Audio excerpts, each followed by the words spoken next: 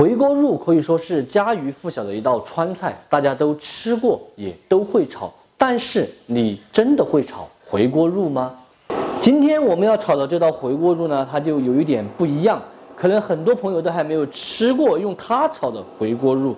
肉呢，我们一般选择这个坐炖肉，有肥的，有瘦的。先把皮烧了挂洗干净，冷水下锅，先把它煮熟，丢一点姜葱、花雕酒、干花椒。烧开过后，先转小火给它煮半个小时就差不多了。今天的配菜很特殊，红苕准备了几个，选择这种黄心的红苕哈，它吃起来口感会更好。像这种红苕的话，还可以拿来做拔丝红苕，还可以做灯影苕片。去皮洗净后，先来切成片，厚度的话大约就是2到3毫米，一定不能太薄。再准备一点蒜米儿、脑壳，给它轻轻的配一下，打斜刀切马耳朵，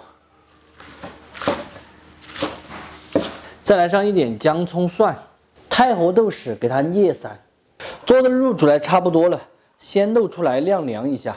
做的肉冷却过后，来给它切成薄片，尽量的切来薄一点，等一会儿炒的时候它才能够卷起灯盏味儿。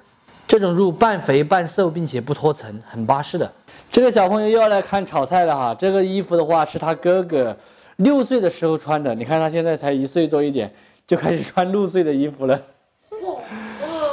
你这个是肉还有干贝，知道吗？这个等一下你可以吃的。你下去好不好？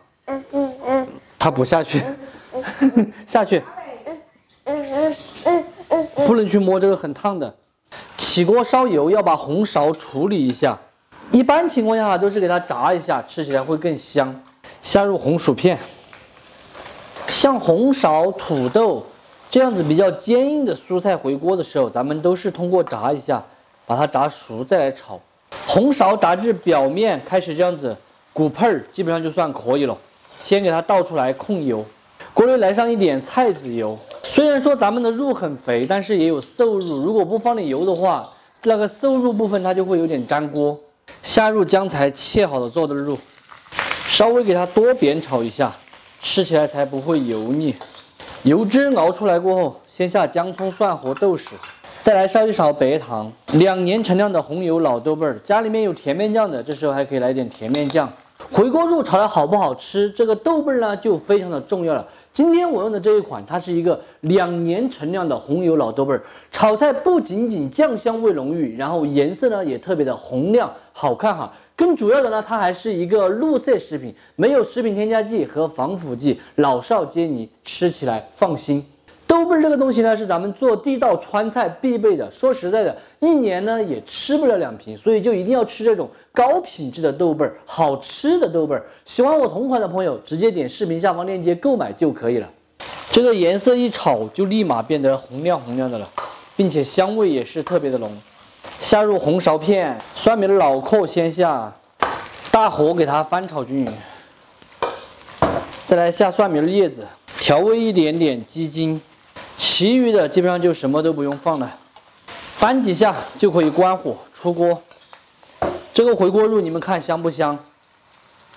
哪个说不香的可以来找我的麻烦哈。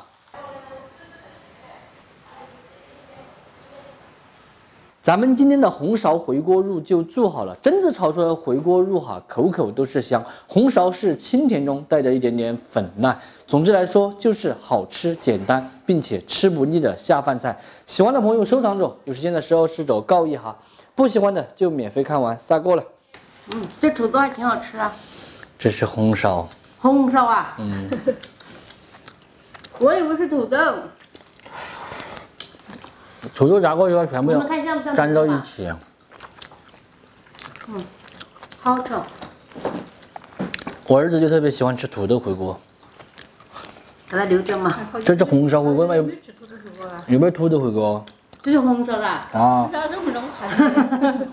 你高头吃出来什么味味？那是有点甜的。这家伙睡着了。